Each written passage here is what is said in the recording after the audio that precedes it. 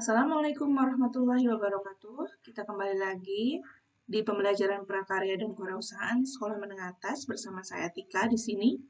Nah, kita akan membahas mengenai wirausaha kerajinan dengan inspirasi budaya non-benda. Namun sebelumnya, saya akan menjelaskan apa sih sebetulnya fungsi dan tujuan kita mempelajari prakarya dan kewirausahaan. Dan apa perbedaannya prakarya dan kewirausahaan di sekolah menengah pertama dengan sekolah menengah atas. Oke, di sini ada sebuah bagan yang menjelaskan mengenai cabang-cabang yang ada di dalam ilmu prakarya dan kewirausahaan. Kita akan membahas khususnya di wirausaha berbasis kekayaan lokal di potensi daerah dan lingkungan sekitar. Nah, sebelum-sebelumnya, saya sangat berharap sekali kalian sudah pernah mendengar arti dari wirausaha. Atau mungkin kalau di Indonesia biasanya sering diartikan sebagai wira swasta. Apa? Wira swasta. Kita ambil beberapa bagian dari kata wira swasta itu sendiri. Wira itu artinya utama, gagah berani, luhur, kalau swa itu sendiri ya, sta itu usaha atau kegiatan produktif. Jadi artinya sebuah kegiatan produktif yang membutuhkan kegagahan, keberanian untuk bisa berusaha sendiri, membangun sendiri. Nah, di Indonesia, kata wira swasta ini sering diartikan sebagai orang-orang yang tidak bekerja pada sektor pemerintah. Contohnya siapa saja? Contohnya pedagang, pengusaha, dan orang-orang yang bekerja di perusahaan swasta. Nah, namun apa bedanya dengan wirausaha? Sama atau tidak ya? Nah, nanti kalian simpulkan sendiri setelah saya menjelaskan sampai akhir. Oke, wirausahawan itu merupakan orang-orang yang mempunyai usaha sendiri. Nah, mata pelajaran prakarya dan kewirausahaan ini memiliki 4 cabang. Yang pertama adalah kerajinan, rekayasa, budidaya, pengolahan. Jadi, yang pertama adalah kerajinan di sini. Sorry, ini kepencet ya. Ada kerajinan, lalu rekayasa, budidaya, dan pengolahan.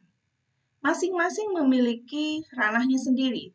Jadi, keempat cabang ini akan kita pelajari dan nantinya siswa diharapkan akan memilih ke arah mana mereka lebih meminatinya. Namun, semua hal pasti diperlukan untuk dipelajari. Oke, lanjut. Nah, di sini mata pelajaran prakarya dan kewirausahaan dapat digolongkan ke dalam pengetahuan trans science knowledge. Gimana ya bacanya? Yaitu mengembangkan pengetahuan dan melatih keterampilan kecakapan hidup berbasis seni, teknologi, dan ekonomi. Jadi fungsi dan tujuannya untuk apa sebenarnya? Nah, pembelajaran ini berawal dengan melatih kemampuan ekspresi kreatif. Jadi, menumbuhkan kreativitas ide-ide yang ada di diri manusia individu itu sendiri. Jadi, semua ide dan gagasan agar muncul dan utamanya adalah untuk menyenangkan orang lain dan tentunya menyenangkan diri sendiri. Sehingga diharapkan dalam pembelajaran ini tentu dilakukan dengan menyenangkan tanpa sebuah paksaan. Nah, fungsinya apa? Sehingga nantinya akan timbul suatu karya, ya, suatu karya yang dihasilkan dari sebuah keterampilan. Oke, di sini menggabungkan 3 aspek, yaitu seni, teknologi, dan ekonomi. Seninya ada, lalu memanfaatkan teknologi, dan secara ekonomis itu bisa mendapatkan nilai tambah. Nilai tambahnya nanti bisa untuk apa? Untuk diperjualbelikan yang tentunya nanti akan menguntungkan dan kita mendapat penghasilan dari sana. Oke, selanjutnya. Tujuan formalnya apa sih? Ada cipta, ada rasa, ada karsa. Ini sebetulnya sudah mencakup dalam 3 aspek yang tadi kita sebutkan, yaitu seni, teknologi, dan juga ekonomi. menciptakan sesuatu yang memiliki rasa, ya, yang memiliki rasa dan juga bentuk karya seni yang tentu bermanfaat. Dilandaskan pada 3 keterampilan atau 3 kemampuan yang ada pada diri individu: kreativitas, sensitivitas, dan psikomotor. Jadi, 3 hal ini yang kita akan munculkan dalam diri seseorang. Nah, karya ini digubah dalam 4 cabang, yaitu kerajinan, rekayasa, budidaya, dan jadi tujuan utamanya apa sih? Yang pertama, memfasilitasi peserta didik berekspresi kreatif, karena di sini ada kreativitas. Lalu apalagi? Yang kedua, melatih keterampilan menciptakan karya. Nah, karya ya, yang terdiri dari 4 cabang ini, karyanya disesuaikan dengan minat masing-masing. Yang ketiga, melatih memanfaatkan media dan bahan berkarya seni. Dan yang lainnya juga masih banyak lagi. Oke, nah di sini proses pembelajaran pada setiap semester yang akan kita lalui ini bersama dapat dibagi 4 tahapan. Yang pertama, pencarian data terlebih dahulu. Pencarian data itu maksudnya seperti apa? Pencarian data itu bisa dilakukan melalui buku, kita cari sumber dari buku paket, lalu kunjungan lapangan ke tempat wirausaha kerajinan, atau wirausaha lainnya juga, seperti rekayasa, budidaya, pengolahan. Kan yang namanya wirausaha itu belum tentu atau belum hanya sekedar kerajinan. Seperti halnya wirausaha di bidang budidaya jamur, wirausaha produksi makanan, itu juga termasuk wirausaha. Lalu bisa juga dengan wawancara atau juga melalui pencarian dengan internet. Metode pencarian data ini dipilih yang sesuai dengan kebutuhan berkarya dan potensi lingkungan sekitar, karena tujuan pembelajaran prakarya dan kewirausahaan adalah apa? Mengembangkan potensi yang ada di daerah sekitar. Nah, yang selanjutnya adalah analisis ya, tahap analisis. Tahap analisis ini dilakukan di kelas.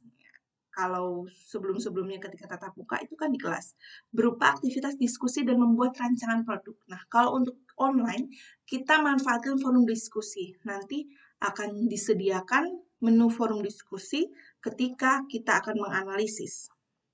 Nah, lalu yang selanjutnya adalah tahapan berkarya. Tahapan berkarya atau membuat produk. Nah, di sini disesuaikan dengan potensi yang ada di daerah masing-masing, kemampuan individu masing-masing, dan ketertarikan individu masing-masing. Dan tahap terakhir adalah presentasi. Presentasi ini adalah mempresentasikan, menjabarkan, menjelaskan hasil yang sudah dibuat oleh individu atau siswa, yang melibatkan guru, peserta didik, orang tua, pihak lain di luar sekolah, dengan terjadinya apa? Proses apresiasi terhadap karya yang telah dihasilkan. Bisa dengan cara publikasi. Publikasi yang memanfaatkan teknologi. Contoh sekarang yang sedang banyak para remaja gunakan adalah media sosial. Selanjutnya, nah, di sini ada peta konsep. Peta konsep yang menggambarkan kegiatan prakarya dan kewirausahaan dalam 1 semester. Oke, yang pertama adalah perencanaan usaha kerajinan dengan inspirasi budaya non-benda. Jadi, melakukan perencanaannya terlebih dahulu. Nah, perencanaan ini tentu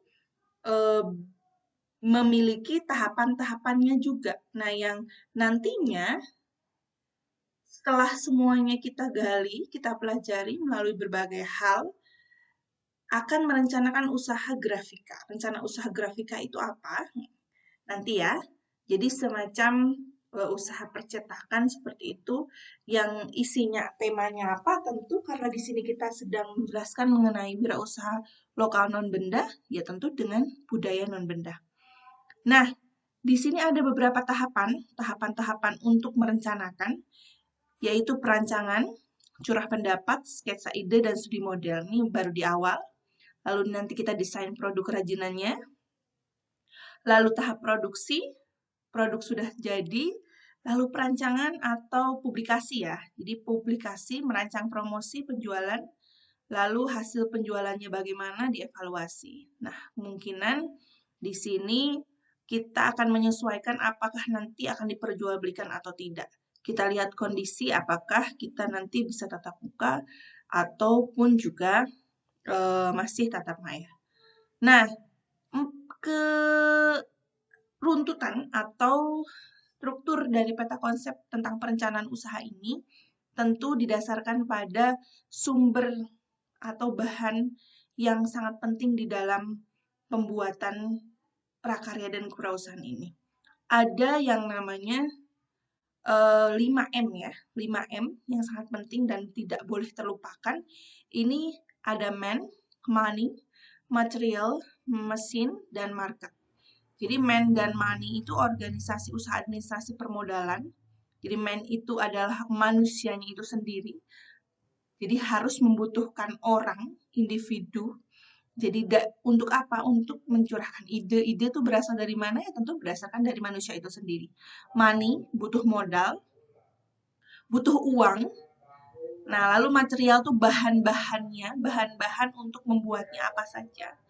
Mesin itu ya tentu peralatan alat produksinya, lalu market, pasarnya. Perlu kita ingat, sebuah produk, apapun produknya, sesepele apapun produknya, sekecil apapun produknya, ketika seorang calon wirausaha tuh menentukan target pasar atau target konsumen yang tepat, pasti akan sesuai dengan yang diharapkan. Artinya, sesuai dengan perkiraan penjualan dan lainnya. Oke, lanjut. Nah, karena kita sedang membicarakan tentang wirausaha budaya, nah di sini kita lihat ada sebuah gambar tarian Bali ya. Kekayaan budaya adalah sebuah benda fisik yang merupakan bagian dari warisan budaya suatu kelompok atau masyarakat. Barang-barang tersebut termasuk bangunan bersejarah, karya seni, situs arkeologi, perpustakaan, dan museum. Jadi ini termasuk dalam kekayaan budaya. Tentu karena kita berada di negara Indonesia, kita fokus ke budaya Indonesia. Indonesia itu sangat kaya. Sangat kaya dengan apa? Dengan budaya tradisional yang merupakan adat istiadat yang berlaku pada setiap kelompok suku bangsa. Coba ada berapa sih kelompok etnik atau suku bangsa di Indonesia? Sepertinya tepatnya ada lebih dari 300 kelompok ya. Dan itu sangat luar biasa sekali apabila kita gali. Dan tentunya ide dan peluang juga gagasan yang bisa kita buat dari tema kekayaan budaya itu sangat-sangat luas sekali. Dan setiap individu pasti berbeda. Nah, ini didukung oleh masyarakat kita juga yang masyarakat majemuk ya. Jadi terdiri dari budaya-budaya tradisi, ada tarian, ada senjata tradisional, ada rumah adat, pakaian adat, dan lain sebagainya. Bahasa juga, corak, lalu mungkin adat istiadat itu sendiri, dan lain-lain sebagainya. Nah, budaya tradisi, ini namanya budaya tradisi ya. Oke. Oke, nah di sini ada beberapa contoh kekayaan budaya yang kita miliki. Ada alat musik, ada juga kerajinan batik tenun, senjata, alat musik, lalu bangunan-bangunan juga kerajinan batik yang memang termasuk ciri khas Indonesia.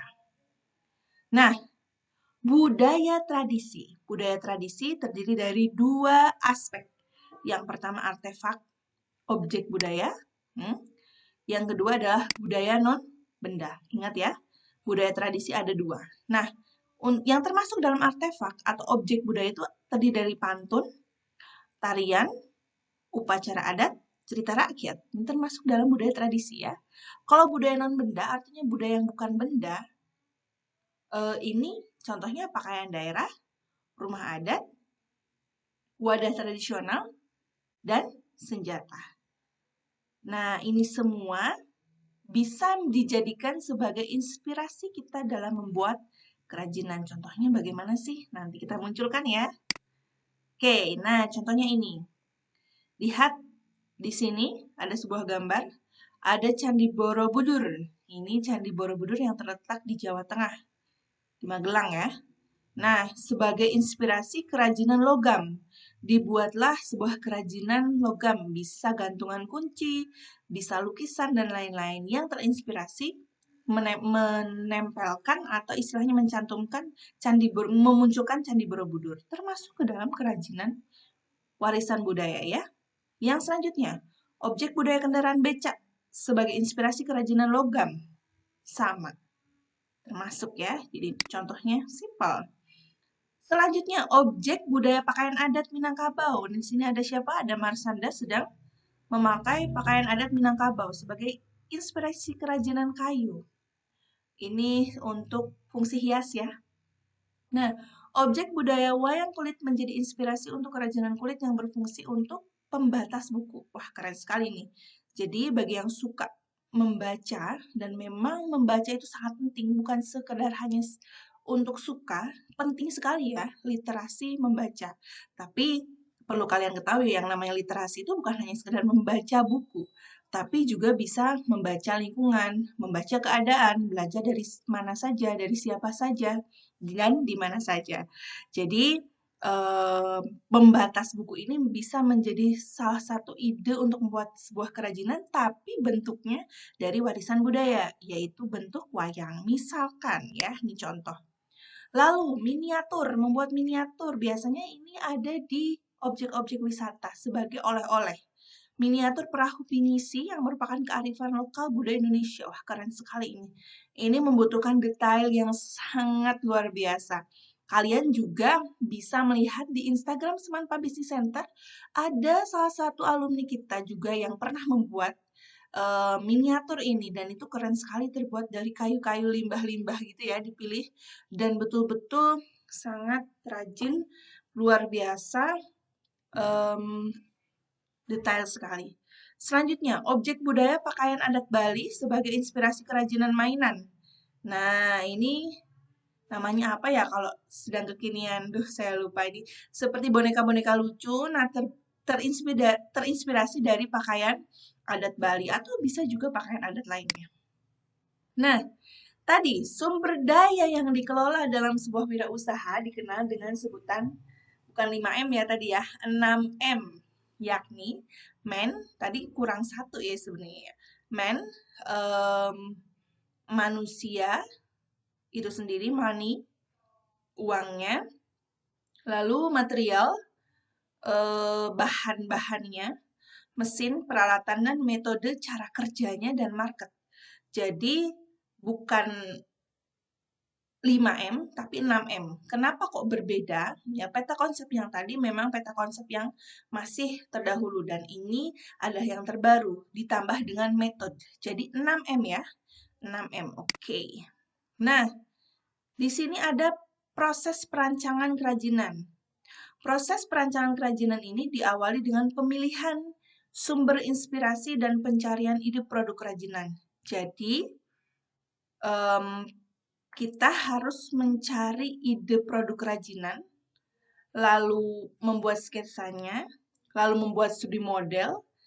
Jadi ini potensi budaya non-benda kita gali, ditambah dengan potensi material dan tekniknya, kita cari ide untuk bisa menggali potensi budaya menjadi sebuah kerajinan.